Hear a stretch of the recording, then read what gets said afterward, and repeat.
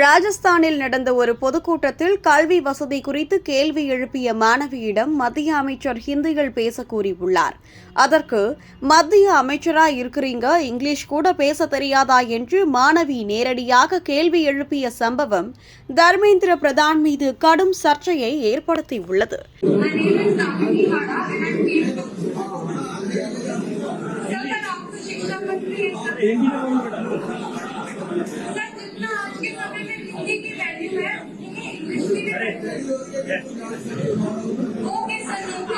ராஜஸ்தானில் நடைபெற்ற ஒரு நிகழ்ச்சியில் கல்வி வசதிகள் குறித்து கேள்வி எழுப்பிய மாணவியுடன் ஏற்பட்ட உரையாடல் தற்போது தேசிய அளவிலான அரசியல் விவாதமாக மாறியுள்ளது.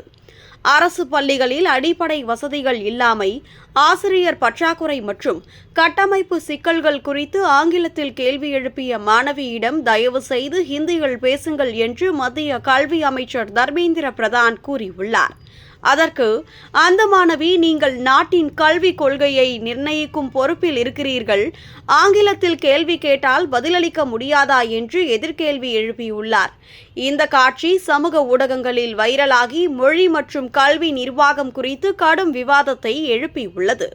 எதிர்க்கட்சிகள் மாணவர்கள் முன்வைக்கும் அடிப்படை பிரச்சினைகளுக்கு தெளிவான பதிலளிக்காமல் மொழி விவாதமாக மாற்றியது தவறு என்று குற்றம் சாட்டுகின்றனர். சர்வதேச கல்வி இணைப்புகள், வெளிநாட்டு பல்கலைக்கழக ஒப்பந்தங்கள், புதிய கல்விக் கொள்கை அமலாக்கம் போன்ற துறைகளில் ஆங்கிலம் முக்கிய பங்கு வகிக்கும் நிலையில் மத்திய கல்வி அமைச்சரிடம் மொழித்திறன் குறித்த கேள்வி எழுப்புவது இயல்பானதே என சில கல்வியாளர்கள் கருத்து தெரிவிக்கின்றனர். அதேவேளையில் ஆதரவாளர்கள் இந்தியா பல மொழிகளை கொண்ட நாடு, ஹிந்தியில் பேச சொல்வது தவறாக பார்க்கப்படக்கூடாது என்றும் வாதிடுகின்றனர். ஆனால் விவாதத்தின் மையப்பொருள் மொழி அல்ல, கல்வி தரமே என பலரும் சுட்டிக்காட்டுகின்றனர்.